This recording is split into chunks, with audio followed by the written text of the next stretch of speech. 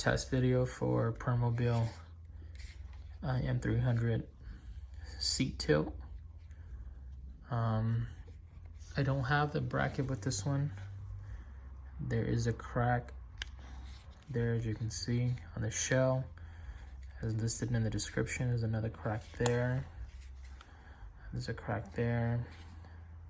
I'm going to be testing to show you guys that it does work. Here's the elevation controller. It does move the seat up and does move the seat down. This is for the tilt.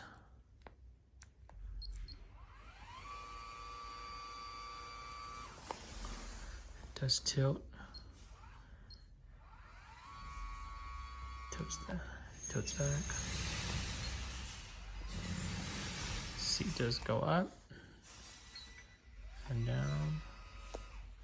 Feet.